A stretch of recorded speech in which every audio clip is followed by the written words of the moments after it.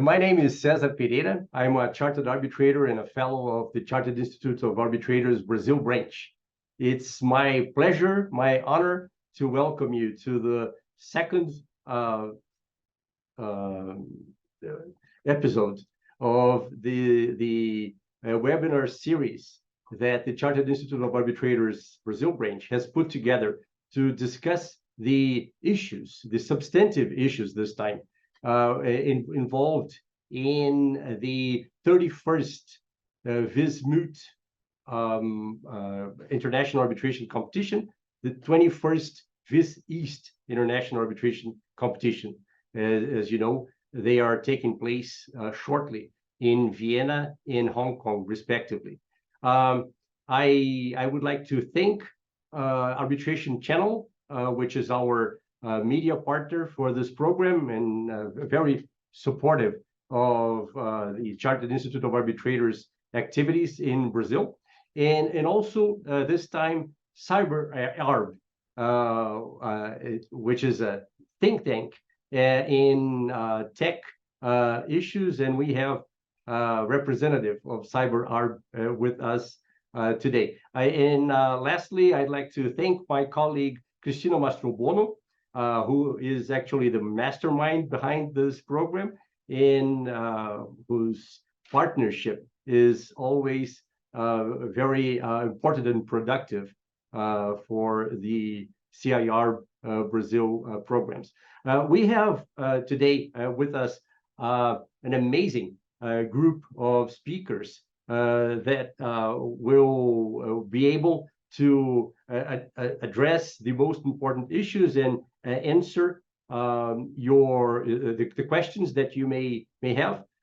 You are welcome to use the Q&A system at the Zoom platform for your questions, and we will be able to address them after the initial presentations of all the speakers. I'd like to quickly, because if I were to actually read everybody's CVs, so we would be here for the 1 hour and a half just for that. But I would like to very briefly introduce our speakers. Professor Ingeborg Schwenzer is, as you all know, Professor Emerita of Private Law at the University of Basel in Switzerland. She's the former Dean of the Swiss International Law School as well.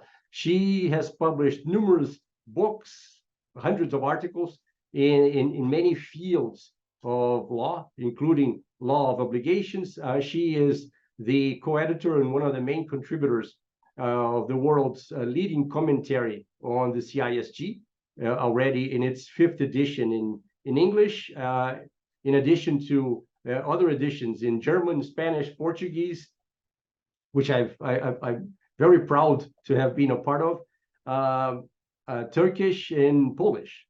And she's also the author, together with our speaker here, Professor Edgardo Muñoz, of Global Sales and Contract Law, which is in its 2nd edition.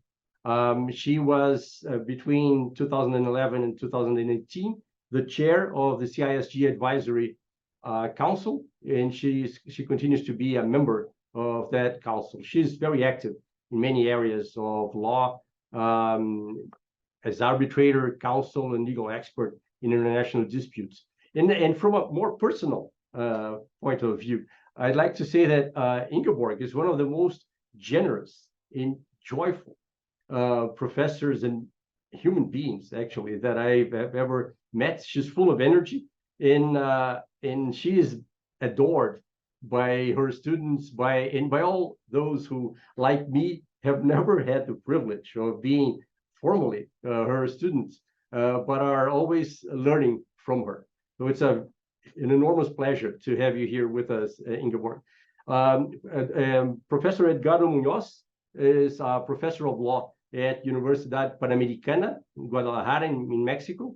He's also a member of the CISG Advisory Council. He has LLMs from the University of Liverpool and the University of California, Berkeley, and he has a doctorate, summa cum laude, from Basel University. He also has a very varied activity in law, and so in addition to his academic endeavors. He is frequently involved in international arbitration cases as counsel, as chairman, or sole arbitrator. And he is currently a member of the Appeal Tribunal of the International Gymnastics Federation and the Court of Arbitration for Sports in Switzerland.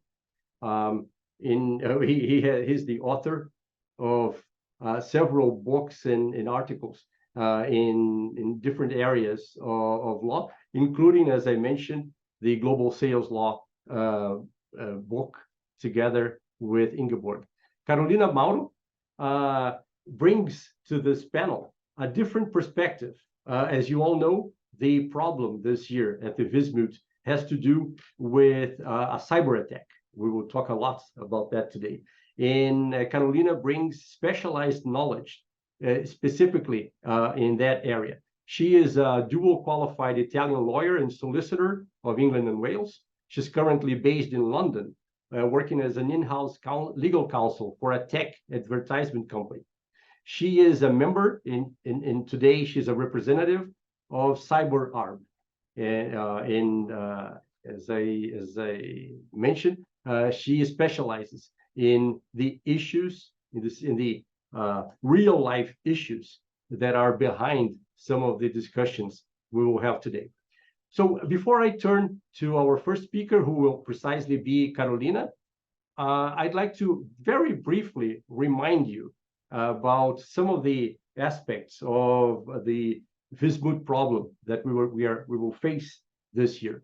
As you know, the two parties to this case are CensorX PLC as claimant. CensorX PLC is based in Mediterranean, in Visionic Limited as respondent, based in Equatoriana. The parties signed a framework agreement in June 2019 for the supply of claimant sensors. The agreement provided, and this is the key thing, the agreement provided for a specific bank account for the payment to be made. The parties subsequently, or allegedly, amended the agreement in March 2022. We will discuss whether that happened or not. But anyway, allegedly, there was this amendment by an email in which claimant requested payment be made to another bank account. Respondent followed through with its obligation and transferred the amount to the newly indicated account. However, respondent was later informed by claimant that there had been a cyber attack in their employee's email and that no amendment had been proposed. Claimant proceeded to request that a new payment be made in strict accordance with the agreement, and respondent did not comply with said request. So that's our scenario. As you, by now, you probably are, you're probably more than familiar with that, with those facts. But without taking any more time from our speakers, I'd like to thank you all for being here. And Carolina, the floor is yours. Thank you. Thank you very much, Cesar. I will share my screen. Let me know if you can see it all right. All good? Yes. Right.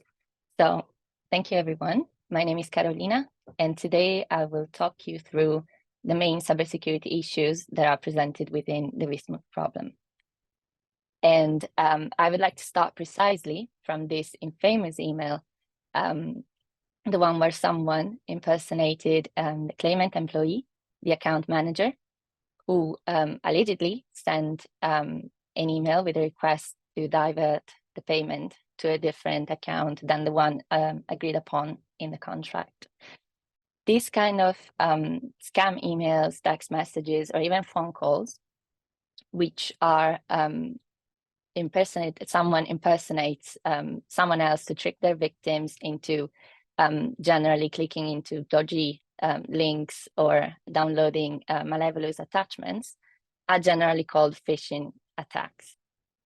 Phishing attacks are very common. I'm quite sure that everyone on this webinar today has received at least one of these scam texts once in their recent life. This is because phishing attacks generally have an indistinct target. They are sent to the general audience of users, and they rely more on quantity over quality, meaning the perpetrator will send the same message to hundreds, if not thousands, of people. And it is very likely that he will find more than one who will carelessly read the message and just fall for it. And as a matter of fact, the human error really, despite the advancement of technology and the consequent sophistication of cyber attacks, remains indeed the top attack vector. In this specific case, we have a specific type of phishing attack, which is called business email compromise, or BEC. Business email compromise attacks, they do not target indistinct victims. They rather target business senior executives or budget owners with the purpose of tricking them into diverting funds or stealing confidential, sensitive information. So because their target is more specific and it is a category of, professionals, the quality of the drafting of these kind of emails is way higher than the one of the general phishing attacks. And this makes it even harder to detect BEC emails. Harder, but not impossible. So what I would like to do is to actually look at the email and then try to think about how this should have been approached by the respondent employee. These are general tips that we can use when we are facing external emails. Now, the first thing to think about is there any internal business practice within the company? So we receive an email from a business representative. It is very good practice to double check that we are already doing business with this company. In this case, this is for sure. I mean, we know that SensorX and Visionic entered into a contract. Another thing that we can think about in practice is there any internal process to the company where the commercial employee is supposed to, maybe double check with their internal financial or legal team before acting upon a request he received by email that actually asks for a change of the contract, as in this case. We don't know what are the internal processes at Visionic, but as an in-house legal counsel, I would hope that there should be some process in place, and finance and legal should always double check before any action is taken with regards to contracts. The second thing that we can look at is the sender's logos and graphics used in the email to make sure that these look genuine. And in this case, we can say that the perpetrator actually did a very good job, as we can see that they actually replicated the claimant logo and the general, email template to make it look very genuine. As I said, BEC emails are generally very carefully drafted, and this is definitely the case. There is another thing that we can look at, the third item, the sender's email address. In this case, we can see that the sender's email address is very similar and yet not identical to the original email address of the claimant's account manager. As we can see, if we look closely at it, we can see that the name of the claimant company is actually misspelled.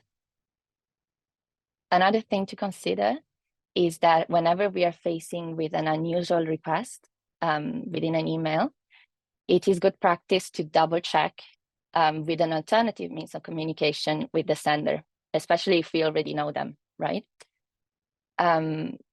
And I want to emphasize that we need to use an alternative means of communication. So if you notice in here, it is the email itself that asks for confirmation via answering to the very email itself. What the respondent employee did well here was actually trying to reach to Miss Audi, the claimant's employee, via mobile. Unfortunately, she was already out of office, so she couldn't reply. However, she left, we know from the problem that she left a voice record suggesting that in case of need, another colleague should have been approached. Finally, and this is an element that is in common with all phishing attacks. They will always urge the victim to act. And so when we see language like, "Oh, your computer has been is under attack, click here to respond," or "Please act urgently upon my request," these are things that should ring a bell in the mind of the reader. And I think in this email, it's actually quite evident that this method was used against the respondent's employee. Ultimately, however, even though we can detect some, mistakes that have been made, it is obvious that the respondent employee, when reading this email, had lowered his defense because of the content of the email. The content is very accurate. The content includes information that are sensitive and that would have been known only by the parties involved within the contract. So this is why probably this back attack was so efficient. So the question is, how did the perpetrator, who is an external person, obviously, how did they know all this sensitive information? And professionals in the field of cybersecurity, they will tell you this is because probably they were able to gain this sensitive information via a previous cyber attack, meaning they infiltrated earlier in the company system, and they sit silently in there where they could gain unauthorized access to data, all data maybe, and files, gain all the relevant information, and then draft this very effective email. Now, the way they do this generally is through a malware. Malware is means malicious software, and this consists generally in a code or program which was intentionally written to harm computer systems and their users. Most of modern cyber attacks involve malwares to a certain extent and for various purposes. For example, they can be used to gain unauthorized access to sensitive data or digital assets, as this is the case, and then they can be used, as we've seen, to launch a back attack. Or another very common kind of malware attack is when once those data and assets are gained, the perpetrators may hold the devices, data sets, or even entire business systems hostage for large sums of money. And this is what it's called ransomware. This involves a ransom note with a request for a payment in exchange for the return of the data. And we know that this is also something that the claimant suffered from in May 2022, so later on. I tried to put together a list of the cyber attacks that we see from the problem. And from this list, I think we can understand at least 3 things. One is that cyber attacks are indeed the new normal, as the title of the article produced by the respondent also tells, because what we are looking at is 4 different cyber attacks occurred to the same 2 companies in the range of 2 years. The second thing is that it is unfortunately not that straightforward to understand when that infiltration that made it possible for the perpetrators to draft the back email, when that infiltration occurred. The respondent thesis is that it was during the attack on the claimant system in January 2022, the attack that the claimant did not notify about to the respondent. But the truth is that we cannot know. We could also argue that it was, for example, during the malware attack in August 2020, because we know that that attack occurred because the respondent notified the claimant. We know that they took examinations to address the problem, but we don't know whether they took all the necessary measures to actually clean thoroughly their environment, or whether the perpetrator was able to silently sit there for all this time and just pick up momentum later on. So without an investigation of the, a fact check, we actually cannot tell with certainty where this back email comes from. The fact that the back email impersonates a claimant's employee doesn't necessarily mean that it comes from the claimant system. As we said, we could argue that it also comes from the respondent system, but it could also come from an external source. We simply don't know. And then the third thing is a very important concept that follows, is that cybersecurity is a shared responsibility. Because we live in an interconnected world, and businesses usually hold not only their own data, but also their business partners' data, and also obviously personal data of their employees and other businesses' employees, and not only that. So we're all responsible not only for ourselves, but also for the other stakeholders. And it is really important that everyone is aware of the risks and take all the reasonable measures to avoid vulnerabilities, right?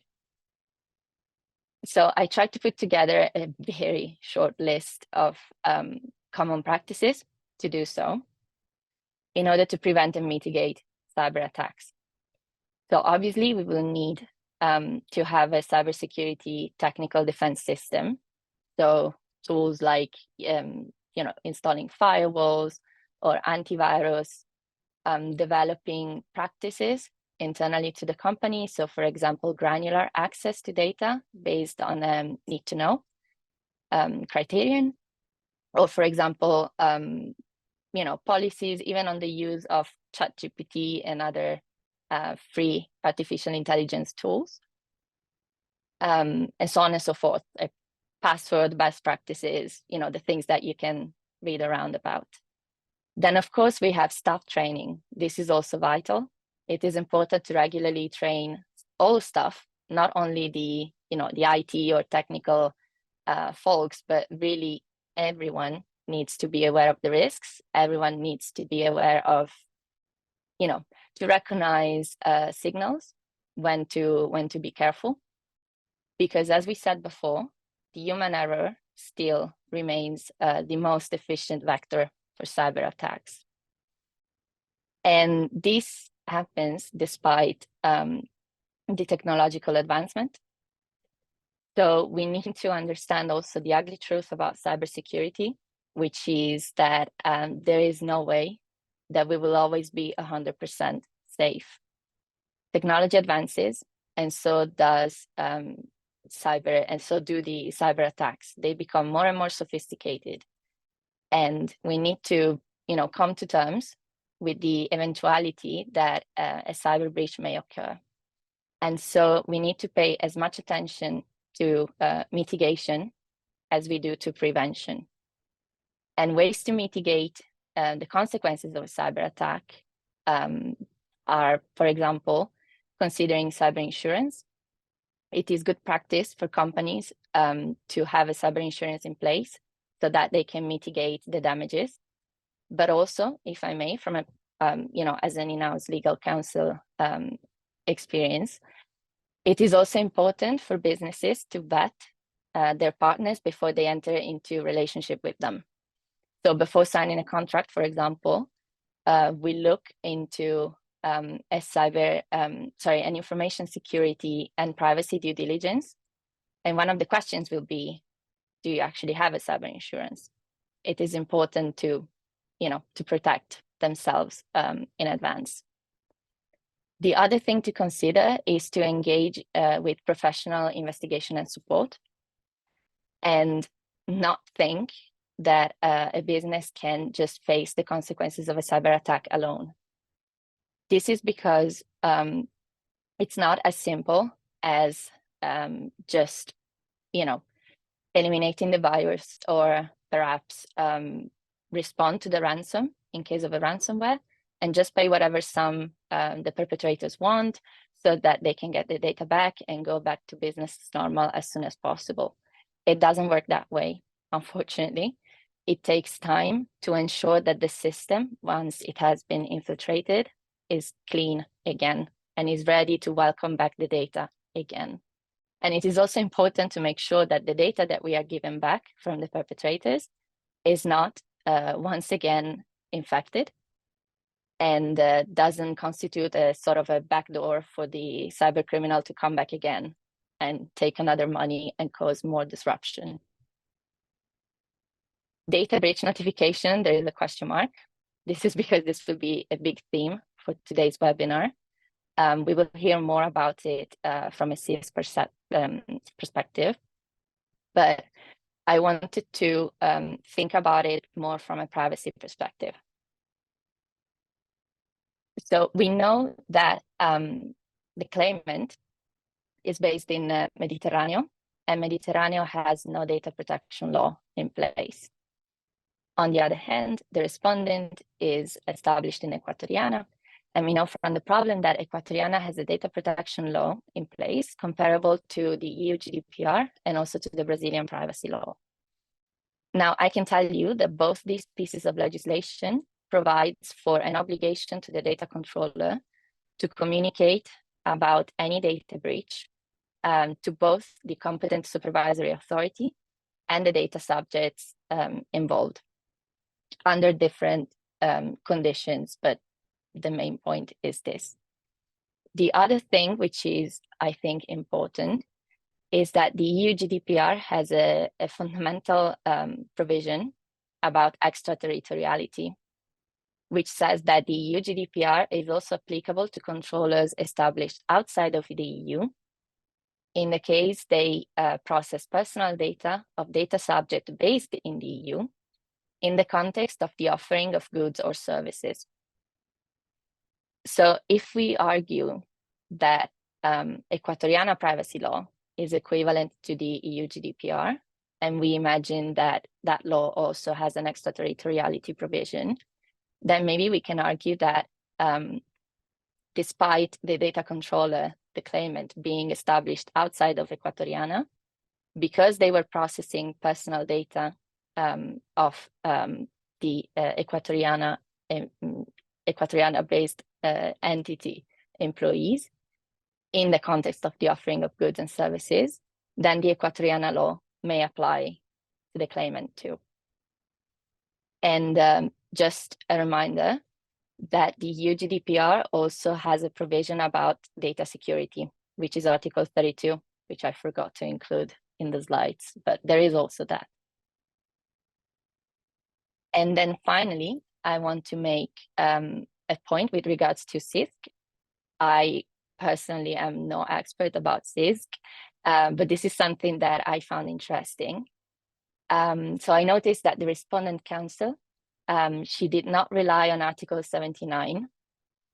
So they did not try to argue that the cyber attack was an impediment beyond their control, and that could not be reasonably expected at the conclusion of the contract, right? And this is because in such a climate where cyber attacks are so common and so frequent, such a thesis, I don't think it should hold up, right?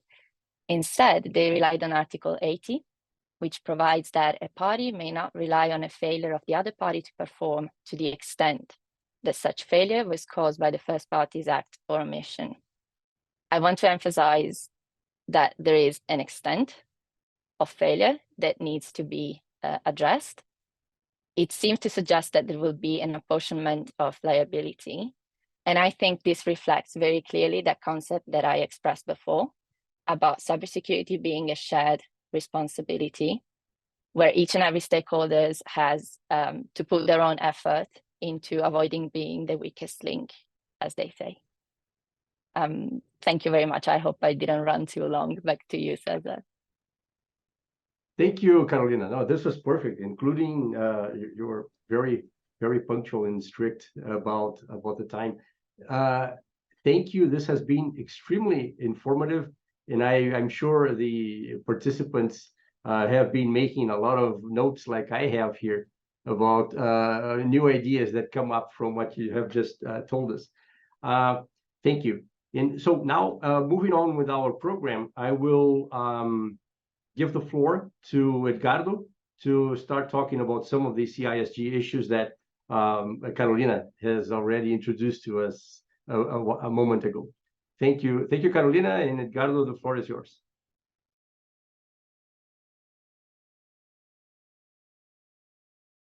Thank you. Thank you very much, Cesar, and thanks to C.Arb Brazil branch for this invitation. It's an honor to be here with Carolina and Professor Schwenzer.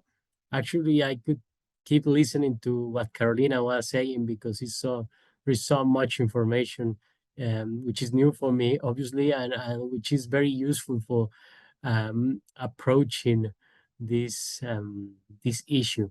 So I don't have a presentation, but I did my brainstorm for 2 or 3 of the issues that apparently arise in the same topic that Cesar already introduced. The first of them is whether respondent has performed the contract, which is performer is the buyer, right? So whether he paid the purchase price.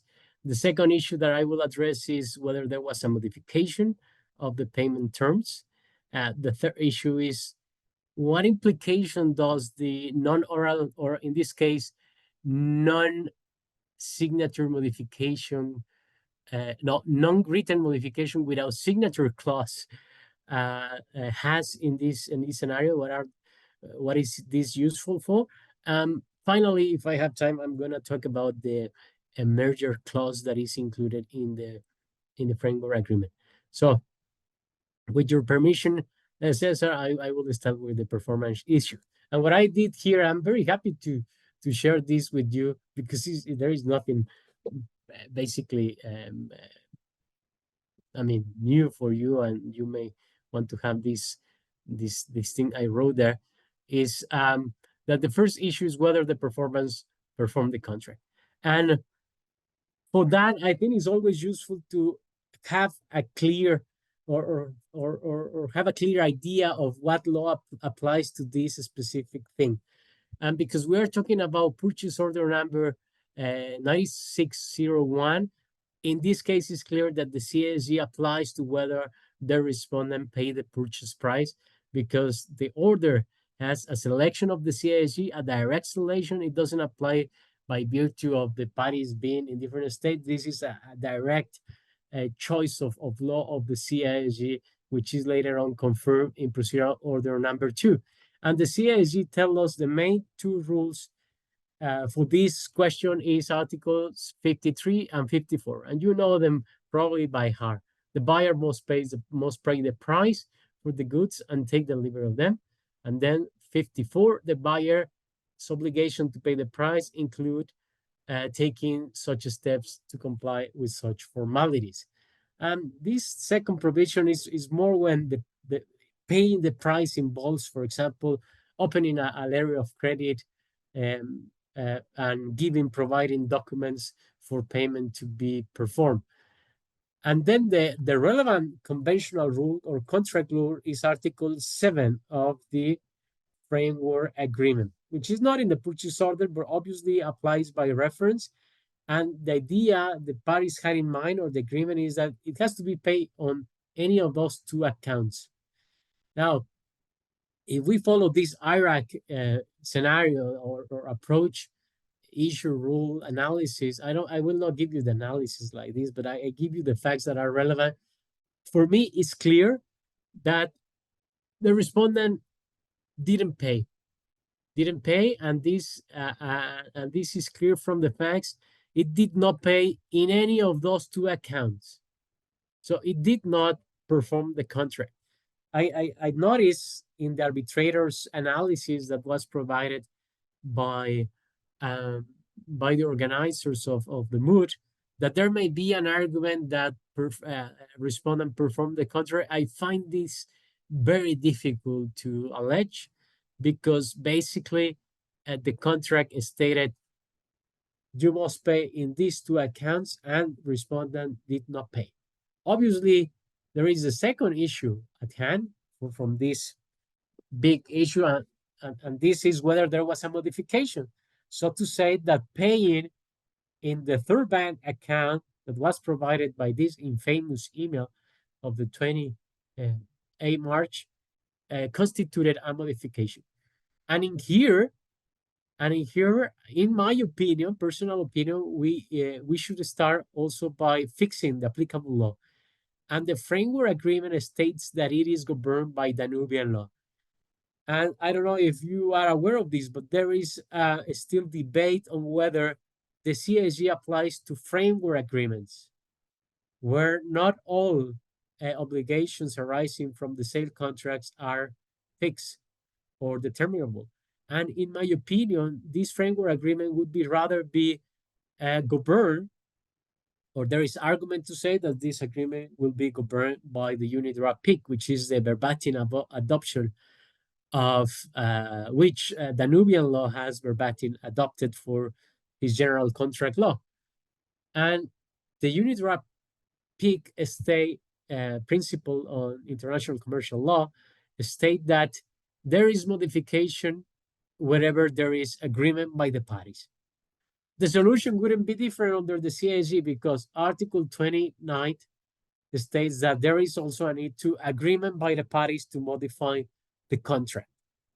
And so I'm telling you all this about the applicable law, etc., these subtleties probably, and this may not be relevant in your arbitration here because the arbitrator will not have this question in mind. But if you ever run with an arbitration which is very keen on conflict of law rules and applicable law, etc., and the CISG, it's good to know that you may not apply directly the CISG to the framework agreement, or at least you must know that it could be the general law of Mediterranean. And because we said that under both the Unidroit PIC and the CISG, you need parties agreement. And if we look to the different facts here, respondents answer in paragraph 6, PO2 number 4, paragraph 4, exhibit C, etc., it is somehow difficult to arrive to the conclusion that there was an agreement because respondent did not participate on the relevant communications. His respondent was impersonated, so he couldn't have been given any agreement. There is apparently a second theory, that is that the hackers were proxies or were agents of respondent. I find that a bit difficult as well, because you will need the respondent to be aware that there is an agent, that he is aware, for example, in the case of implied authority, that he is aware that his agent has been conducting himself as his agent, and that he, in a way, condoned. I mean, that he did not, by conduct, made it clear that the agent was not an agent, or that he was acting beyond the scope of his authority. And in this case, I don't really see respondent being aware of this at any point. Now, having said that, the issue of modification, I think, becomes relevant to assess whether respondent also bears some guilt in this scam. And Carolina already said this is something that the parties must collaborate. This is something of the two parties. And I think this is the case with the issue of modification, because probably respondent acted too quickly. The framework agreement stated that, and again, I think this issue is an issue of governed by the CISG by the Unidroit in principle, because the relevant clause, which is clause 40, is included in the framework agreement, not in the purchase order. We know that the purchase order says any amendments to this agreement must be in writing and signed by the parties. The relevant clause that was arguably modified is in the same agreement in Article 7. And the laws tell us here that whenever you have one of these clauses, you cannot modify the contract unless the formality is complied with. And in this case, you needed a written and signed agreement. Now, you can be a step back and as an argument say, as respondent, come on, this fake email in a way was in writing, and it has at least one of these email signatures. So we comply with the agreement because we reply in a way, in the same manner. That could be an argument, but the argument could also be that the signature requirement was not fulfilled, that there was a different signature requirement that the parties had in mind. And for that, you must have a look at all the relevant facts in the case scenario about what the parties had in mind when they say signing. And if you go beyond this argument, because I think you should, and it doesn't work for respondent, and you want an alternative argument for both parties as well, you could say it doesn't fulfill with that agreement, but by practice, the parties derogated that agreement. And if they did so by conduct, the relevant provisions in both the Unidraft PIC and the CISG state that a party may not rely on a formality regarding the modification of a contract if the other party reasonably relied that that requirement would not have been invoked, right? The typical, or that we all know as the principles of the estoppel or venire contra factum proprium. And then you have a lot of facts in the case scenario that will help you. These are here. I'm not going to stop in everyone because I want to share it with you, all this, that I identify that probably work for both parties. And obviously, the winning team is the one that use them better for their client in both positions.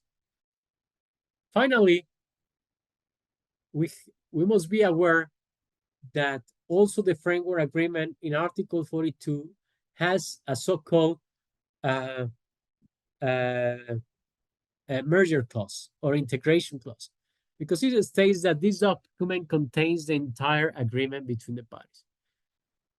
And usually that clause may be interpreted as saying, as the Unidraft state about merger clauses in Article 121.17, that whenever there is this clause and its face looks like the entire contract is there, that contract will not be capable of being modified by a previous agreement or conduct by the parties.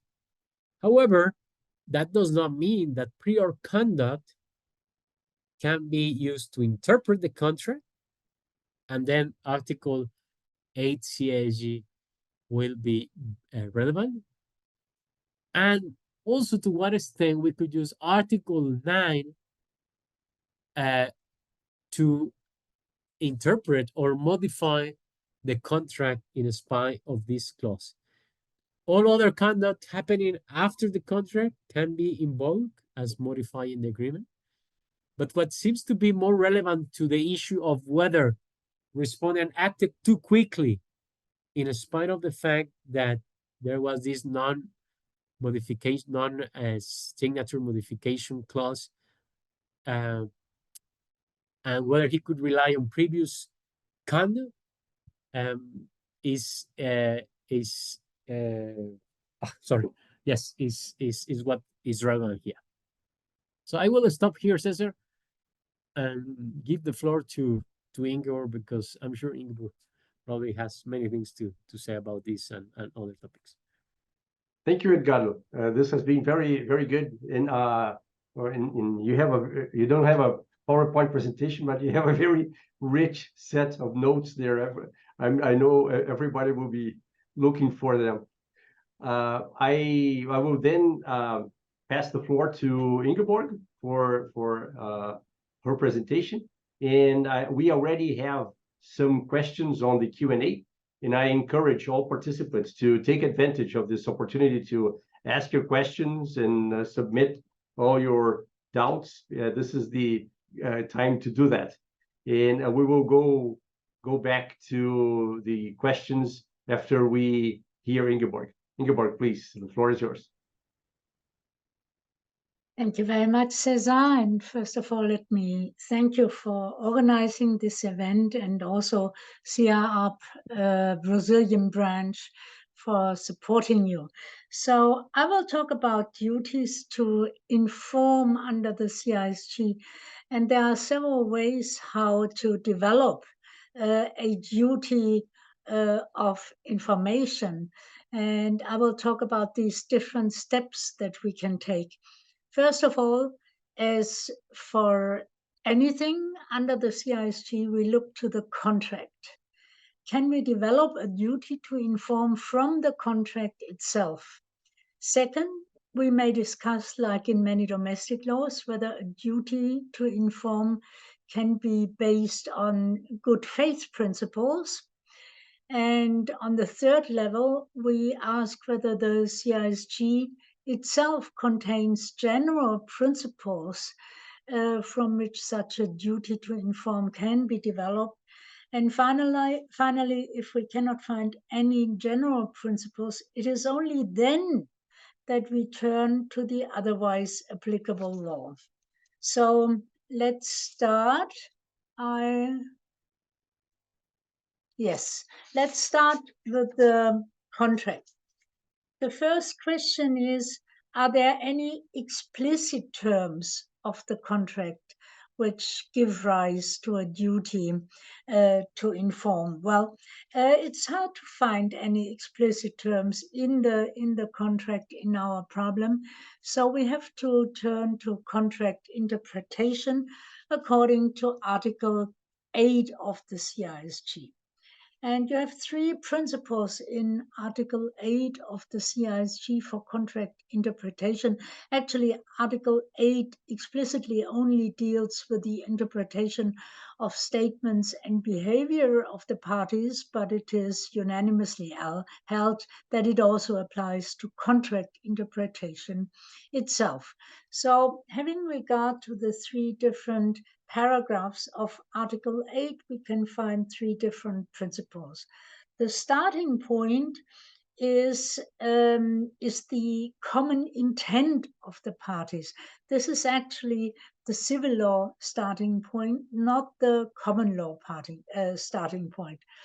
The common law starting point is represented in Article 8, para 2, where we ask if we cannot discern a common intent of the parties, then we have to look to the view of a reasonable person.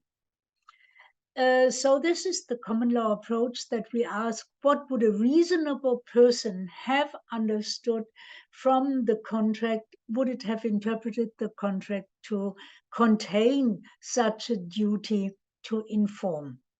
And what is very important, Article 8, para 3, contains also a civil law principle, namely by interpreting the possible intent of the parties, as well as what a reasonable person would have understood under the contract terms. We have to look at all the relevant circumstances, including the negotiations between the parties, any practices which the parties have agreed upon, usages, and any subsequent conduct. So we have intent, reasonable person, circumstances, practices, usages between the parties. It has already been stated by my dear colleague Edgardo Muñoz, the parole evidence rule that we know from common law legal systems is not applicable under the CISG. Rather, the CISG follows the civil law approach, namely having regard to all the circumstances, including negotiations between the parties. However, as was also already mentioned by Edgardo, the parties are free to deviate from Article 8, as they can vary any provision of the CISG. They can also vary and deviate from Article 8, and they can do so by inserting a so-called merger or entire agreement clause. What is the consequence of such a merger or entire agreement clause? Is it the same as under the parole evidence rule in common law? Well, the CISG Advisory Council, in its opinion number 2, has dealt with such merger and entire agreement clauses, and it has stated that it is a question of interpretation which evidence is excluded by the merger or entire agreement clause, especially whether prior conduct by the parties is excluded as being used as evidence to interpret the contract. Furthermore, if we cannot find something from interpreting the contract itself, we might have a look to usages according to Article 9, especially international usages. And there the question comes into play that Carolina mentioned. Is it already common practice in international trade that parties must inform each other of a cyber attack or not? You may argue that already under Article 9, it is nowadays a common practice. It's an international usage that with regard to cyber attacks, there is such a duty to inform the other party. And finally, if you cannot find such an international usage under Article 9 from where you can develop a duty to inform, you might discuss the question whether the UNIDROIT principles and their international branch, the UNIDROIT principles, can be used as an international usage within Article 9. So the next level I wanted to discuss was whether we can develop a duty to inform from the general duty of good faith. Well, good faith is a very difficult principle under the CISG. If you look in Article 7, para 1, you see in the interpretation of this convention, regard is to be had to its international character and to the need to promote uniformity in the application and the observance of good faith in international trade. This is the only time in the CISG where good faith is mentioned. And you realize, especially those of you coming from civil law countries, good faith in the CISG is not mentioned as a standard for the behavior of the parties. It is mentioned as a means for interpretation of the convention of the CISG itself, not as a means or as a standard for the behavior of the parties. The background for this is that if you look to the principle of good faith from a comparative background, you will see that there are huge differences between common law and civil law. Whereas under civil law, good faith is a backbone of the law of obligations, especially in countries like Brazil, where boa fide is, you base everything on boa fide. In the law of obligations, it is very, very different in common law legal systems. Good faith is frowned upon and is dealt with very skeptically. The background is a different approach to contract law in common law and in civil law jurisdictions. Whereas in civil law jurisdictions, the aim of interpreting the contract and discussing a contract is to reach a principle of fairness. Common law is much more concerned with predictability of the contract, on predictability of disputes under a contract. This is also shown by what we just discussed, namely the question whether we can rely on extrinsic evidence to interpret the contract or not. It's a question of predictability. If you can use extrinsic evidence to interpret the contract, then the outcome becomes much less predictable than if you have to rely just on the four corners of the contract. So this is a basic difference between common law legal systems and civil law legal systems. Common law legal systems are concerned with predictability of the outcome, and civil law legal systems hope more to attain a fair result when it comes to dispute resolution.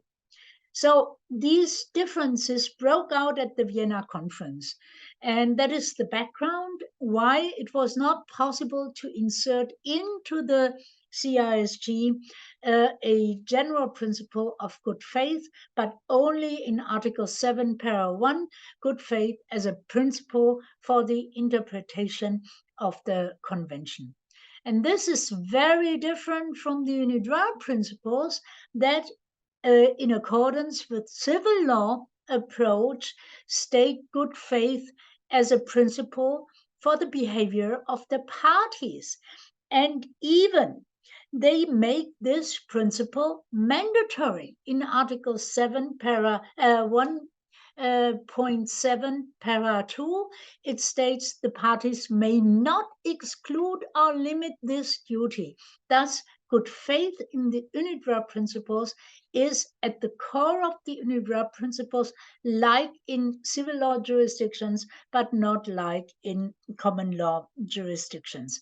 So you may use this argument for one side or the other. You may rely on good faith, as many jurisdictions in civil law countries do. For example, the German Supreme Court always cites good faith when dealing with CISG cases. So if you want to develop a duty to inform from the principle of good faith, you rather rely on this side, on the interpretation of the convention by Supreme Courts in civil law jurisdictions. If you do not want such a duty to inform, if you are arguing for claimant in this case, then you rather emphasize Article 7, Para 1 of the CISG and emphasize that under the CISG, there is no such duty as a standard between the parties.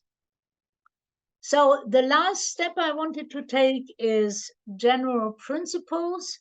If you look at Article 7, Para 2 of the CISG now, if we cannot find a duty to inform in the contract, neither expressly nor impliedly, then you might still rely on general principles of the CISG. Article 7, Para 2 reads, questions concerning matters governed by this convention, which are not expressly settled in it, are to be settled in conformity with the general principles on which it, that means the convention, is based, or in the absence of such principles, in conformity with the law applicable by virtue of the applicable private international law. So under Article 7, Para 2, you know that we have to distinguish between external and internal gaps. That means, is a matter governed by the convention or is it not? So certainly duties by the parties are governed by the convention. Thus, we face a so-called internal gap. So we look to the CISG whether we can find any general principles espousing a general duty to inform the other parties. And there you may have regard to different rules. There are different rules in the CISG, meaning or establishing some kind of duty to inform, for example, Article 40, Article 38, 39, Article 32, Para 3. You will find more. Just look around the CISG and look whether you can find any such duties to inform in the CISG, and then you might argue, if you want to develop such a duty to inform, again, for the side of respondent here, then you might argue that these examples of duties of information under the CISG have as a root a general principle of a duty to inform. Finally, it can be argued and is argued by many scholars under the CISG that if you cannot find a general principle of a duty to inform under the CISG, you might rely on the UNIDROIT principles. And here again, on the international set of the UNIDROIT principles, not as UNIDROIT principles as the domestic applicable contract law of the states involved, but as the domestic, as the international set. And you might argue that the UNIDROIT principles are general principles underlying the CISG. This has been argued by some scholars, so you might rely on their arguments. Finally, and that is the last step to take, if we cannot find any general principles to fill the internal gaps of the CISG, that means whether there is a duty to inform under the CISG, then the last step would be to go to private international law and to come to the otherwise applicable domestic law, and to develop a duty to inform from the otherwise applicable domestic law. And that would then be actually the domestic law of data protection. And then we would discuss whether we can, whether this law of data protection can be applied, which law should be applied. And then we discussed the question whether we can develop a duty to inform the contract partner from these data protection laws. Yeah, and with this, I want to stop, and I'm happy to answer any question that may arise in the following discussion. Thank you very much. Thank you, Ingeborg. We have actually 15 questions already.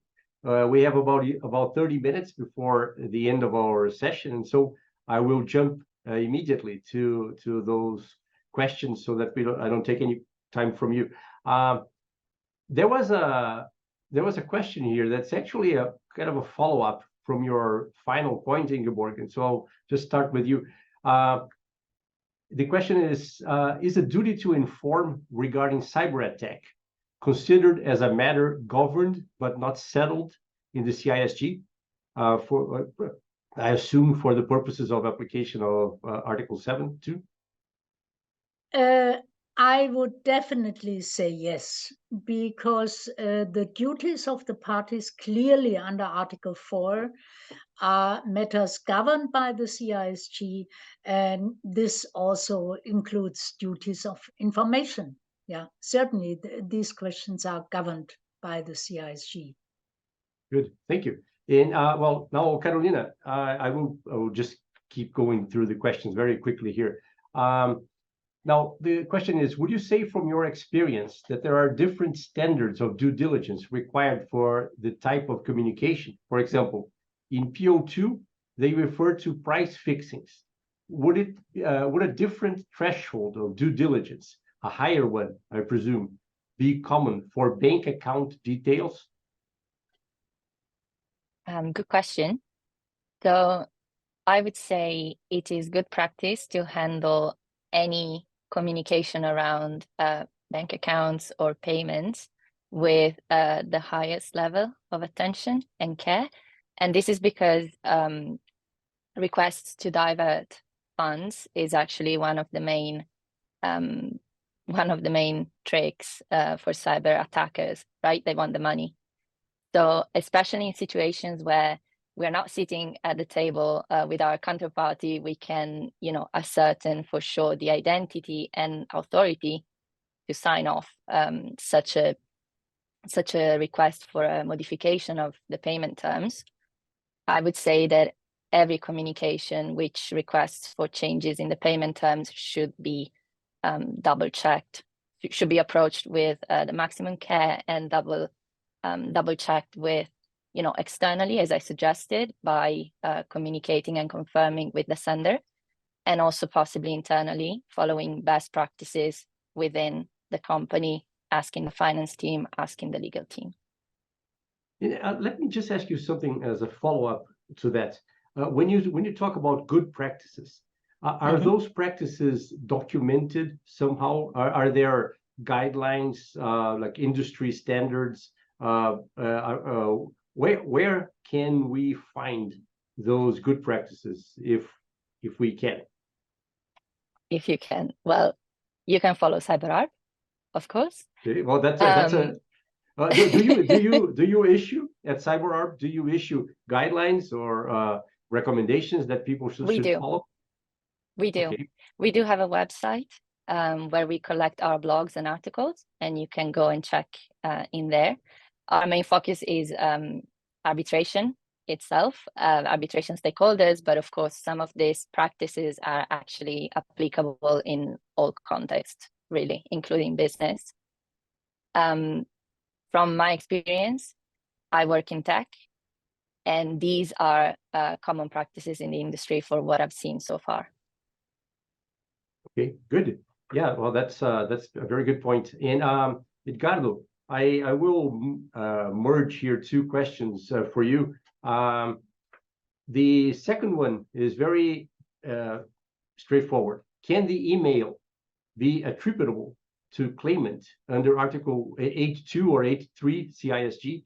So because you discussed all those things about the lack of agreement between the parties for an amendment. So can the email under Article 8 be attributable to claimant?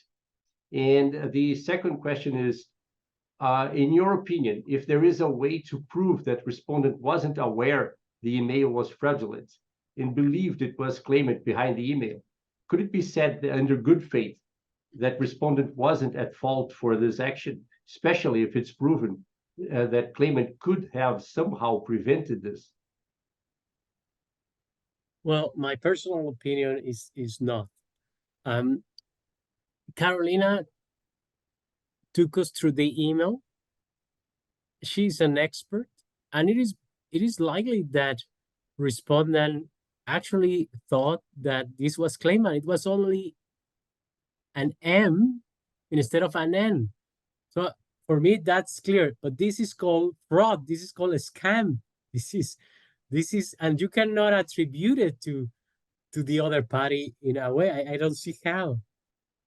And for me, is more like it's easier for the teams. I'm talking about the strategy, to assume that there was a breach and try to fight back with Article 80 as a contribution of claimant because he did not inform. Had he informed, he would have been more attentive. He would have double-checked, as Carolina said. It's not an issue, in my opinion, of Article 79, as Carolina first suggested, and it's true, when you look at Article 79, it's like, come on, this looks like something beyond the control of the respondent, and it was. But the problem of using Article 79 is that respondent would be forced to perform again when the impediment ceases. And there is a point when they realize that this was a scam, So under Article 79, okay, you are exempted from delay in payment under Article 79, but now that you know you must pay, and respondent did not pay despite of the fact that claimant issue an additional time for performance. Thank you. Actually, you have already answered the next question. I was going to say that I remember having discussed with Ingeborg whether this could be a case of damages or a specific claim for specific performance in terms of requiring requesting payment from respondent, right? And so that was the question.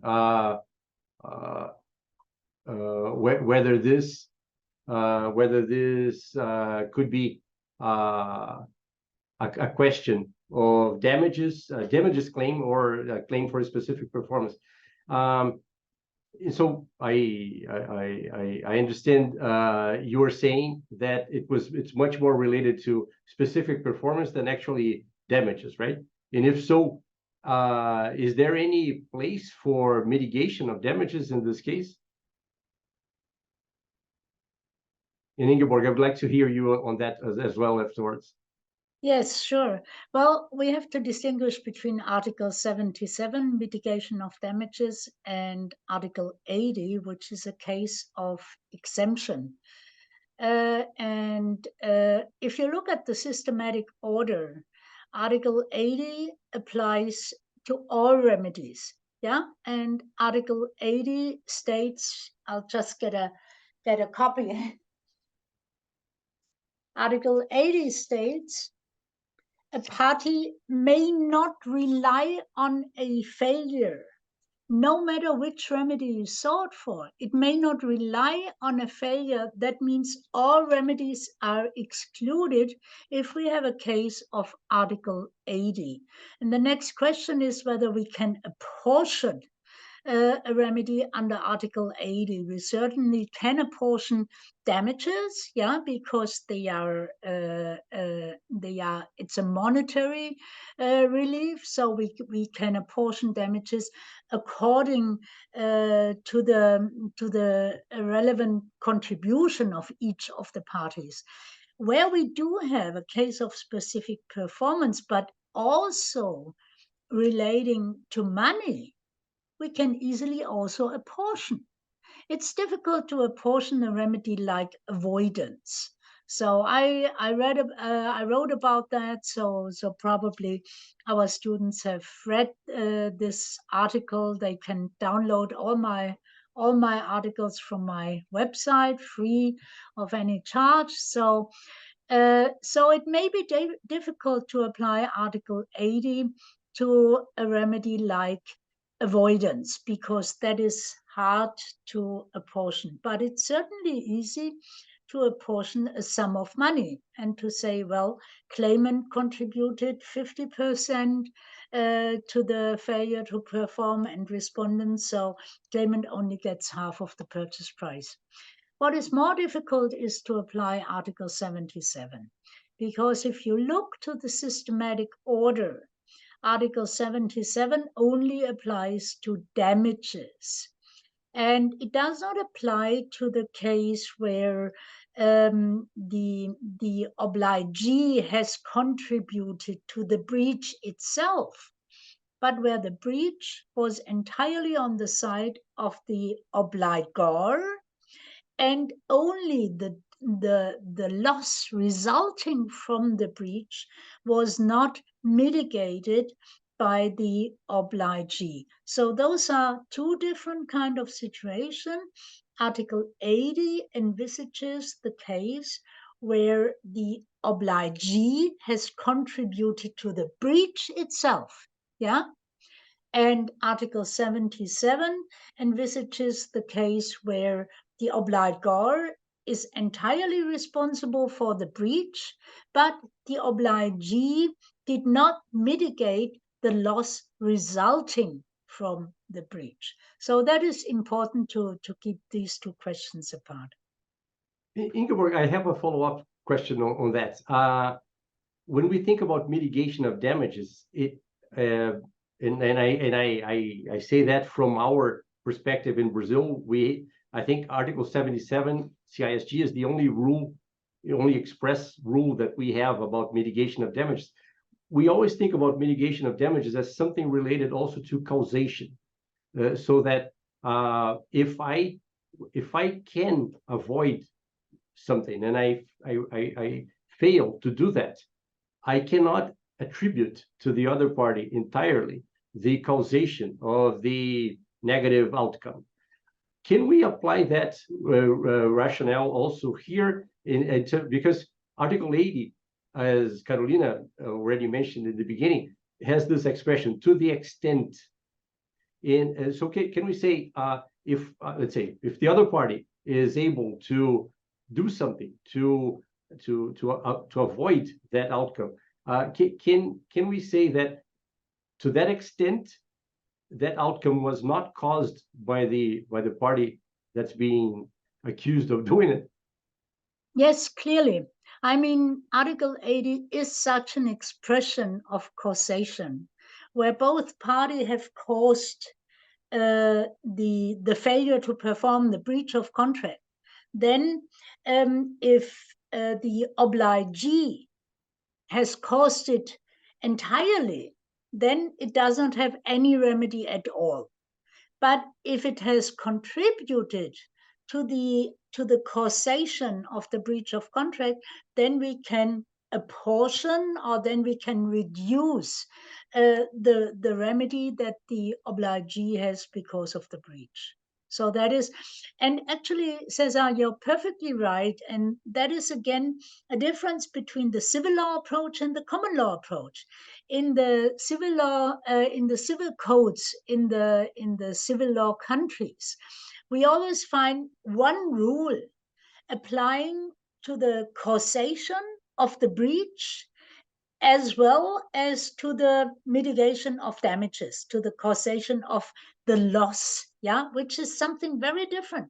And we do have this distinction in common law, actually. We have the question of causation, that would be Article 80, and we have the question of the duty to mitigate damages, that is Article 77. So we have to, and the CISG clearly distinguishes, like common law countries do, and we have to keep these two questions apart.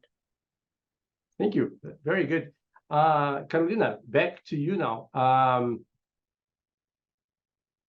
What do you think about this after having heard Ingeborg and Edgardo?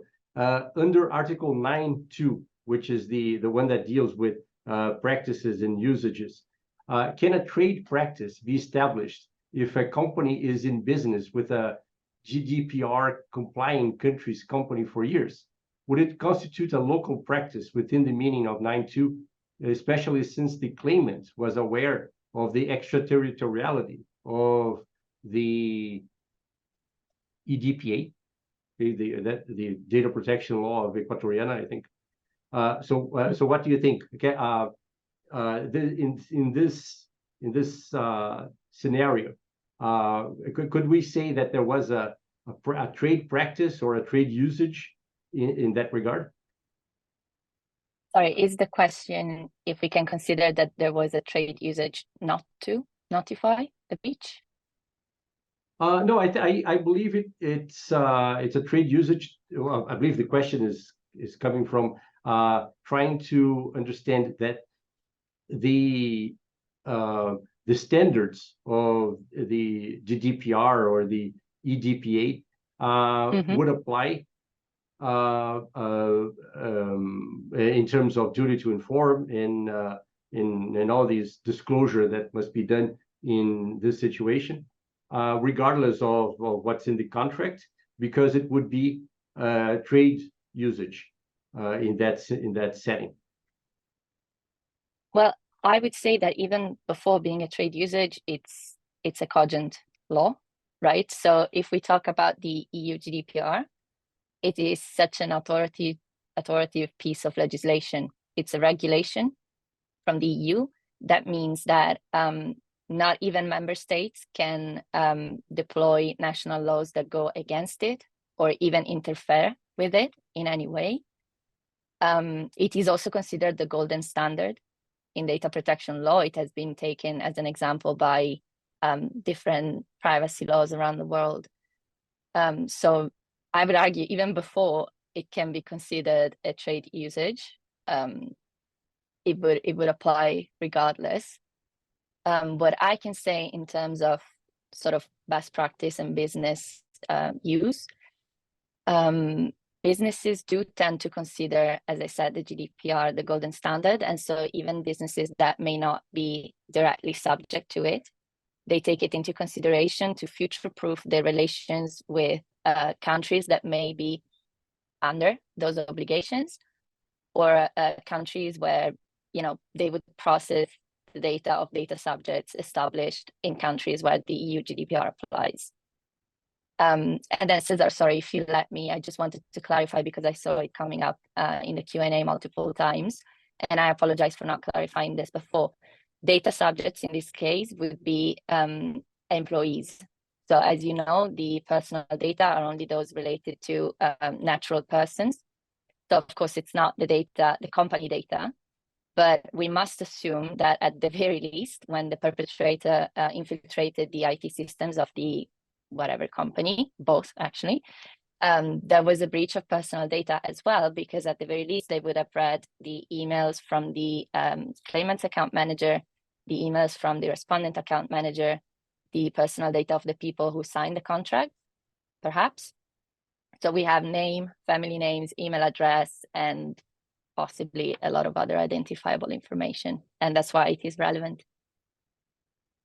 Thank you. And I'd like to hear Ingeborg or Edgardo about the idea of mandatory law, mandatory public law, such as what Carolina mentioned, the GDPR in this case.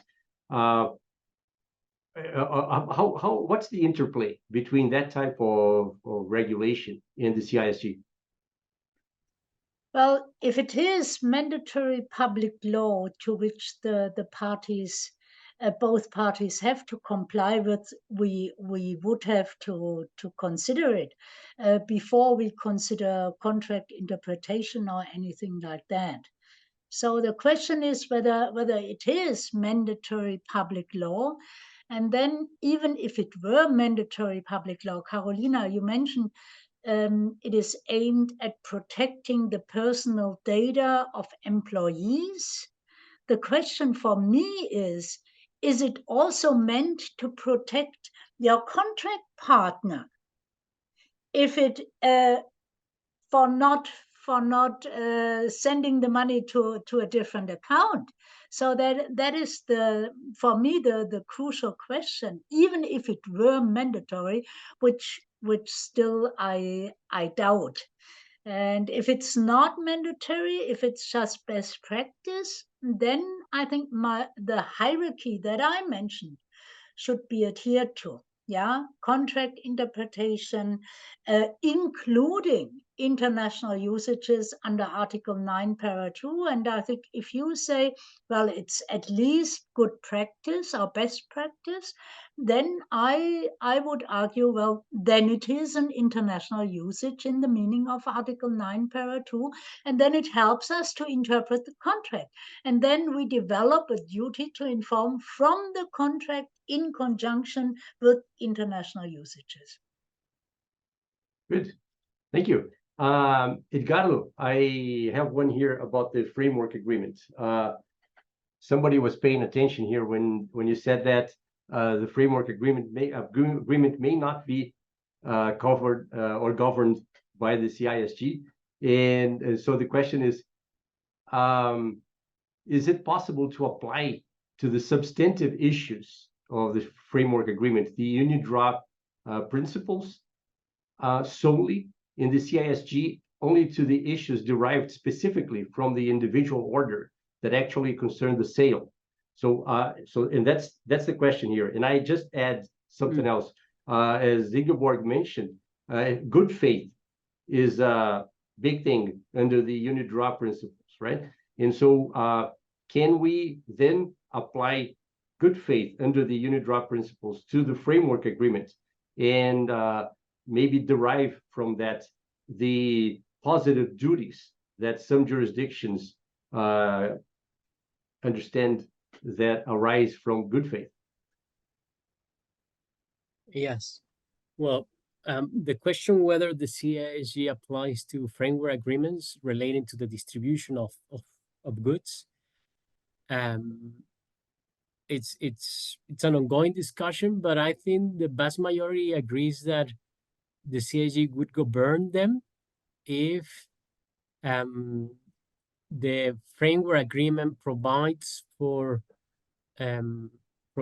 a way to fix or determine the goods that will be traded and the price at which they will be traded. In this case, we will need to have a look at the facts of the case, but I think probably what is missing in this framework agreement is the fact that the price vary. They agree they would vary and that they will agree on the price every year.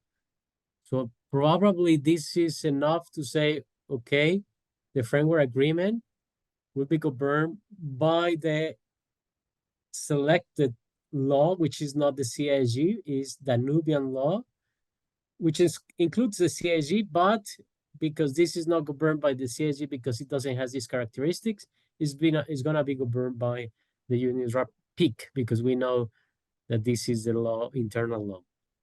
But probably you can arrive to a different conclusion, saying that the framework agreement is specific and not enough to constitute a sale in itself. And whether you can apply good faith, if you reach the conclusion that the framework agreement is governed by the PIC, obviously you can apply good faith, especially because the clauses at stake, the disputed clauses, are in the framework agreement, which is the non-modification clause and the payment clause. And then what is also, I think, undisputable in my opinion is that the purchase orders, the specific sale contracts, those are governed by the CISG. But I don't know if Ingeborg wanted to add anything, because I noticed that she turned on the mic. Ingeborg, Yeah. actually, I have a follow-up question here from in Singapore, from Calvin Churnside from Singapore, that also deals with good faith. And so maybe I will read the question and then you can answer both of them together, okay? Or would you like to comment now first? Well, I wanted to emphasize one thing in this case. We have to clearly distinguish UNIDROIT principles as an international set of rules. For example, if we discuss gap filling under Article 7, Para 2 of the CISG, then we might argue that UNIDROIT principles as an international set of rules come into play. And on the other hand, UNIDROIT principles have been the model for the domestic contract law. And we have to clearly distinguish between these two, the domestic set of UNIDROIT principles as the domestic contract law and the international set of the UNIDROIT principles. And this is not always clear. So I urge the students to distinguish between the two different sets and to argue either the international set of UNIDROIT principles or the domestic contract law, which is modeled on the UNIDROIT principles. Yeah, and now the question from Singapore on good faith. Oh, thank you. Calvin wrote here, good evening from Singapore, and thank you for the lecture, Professor Schwenzer. May I know if there is a practical difference between interpreting a provision of the CISG, for instance, Article 80, in good faith, in reading a freestanding good faith obligation of disclosure into the CISG governed contract? It would appear that, according to him, it would appear that all roads lead to Rome, especially vis-a-vis determining if a duty to inform arises under the CISG. Very good question. Hello to Singapore. Well, actually, the difference, especially between civil law and common law, on the face seem greater than they are in practice. In civil law countries, you directly develop a duty to inform from the principle of good faith. That does not mean that in common law you do not have similar duties. For example, you could argue that you have an implied obligation under the contract to inform the other party of a cyber attack. So in practice, the systems are very close, but the notion is different. Either we call it a duty of good faith and develop it from there, or we might argue there's an implied obligation to inform the other party. The outcome, I agree, is more or less the same. It is the way of argument that differs. Thank you. Well, we have already passed our time here, but I'll just ask one more question to Carolina before we close. We have 42 questions that are still open, and so what we will do is we will write down those questions. We will ask our distinguished speakers if they could help us answer them briefly, and we will if we can do that, we will then post together with the other material. We will post those questions and some suggested answers. But just to close, Carolina, about okay, I have here, yeah, about good practices. Somebody here, an anonymous attendee, asked, is it successful or sufficient or adequate to refer to ISO standards about cybersecurity to explain world business practice? Of course, not as mandatory provisions, but as a recommendatory character. Are there ISO standards that in that regard, and do you think that those would be a good source for understanding what world business practice is? Yes, absolutely. I would say so. It's a good, it's an authoritative entity which provides for best practices in the country, in the UK, which is, again, common law, English law is mostly used in business. So that's definitely a good milestone, a good reference to do. The question whether it is sufficient, I wouldn't know about that, because as we said, as technology keeps developing, new practices will come up. It's really difficult to come up with, a comprehensive list that will just suffice and apply at all times. And also there is no one size fits all, right? So when I mentioned that stakeholders should take reasonable measures, of course, that will depend on the size, the resources, the sophistication of the business, what is expected given the circumstances. But the ISO can give a very good guidance in that sense. Okay, thank you. And well, we will unfortunately have to close now. We are already 5 minutes past our time. I'd like to thank once more from the bottom of my heart, Professor Ingeborg Schwenzer, Professor Edgardo Muñoz, Dr. Carolina Mauro, for your participation here with us today. It was a pleasure to hear you. It was wonderful to have this follow-up discussion. I'd like to thank all our participants. We had almost 500 registered participants. All of you will receive the links to the recordings of these two sessions, as well as the materials that were discussed here. And I hope we'll be able to answer all the outstanding questions in writing, following what the framework agreement provides for. And so it's been a pleasure, and I encourage you to follow CIArb and CIArb Brazil branch for our next activities, and hope to see you all in Vienna or in Hong Kong or in any of the many pre-moots that we are all going to attend. Thank you and see you next time.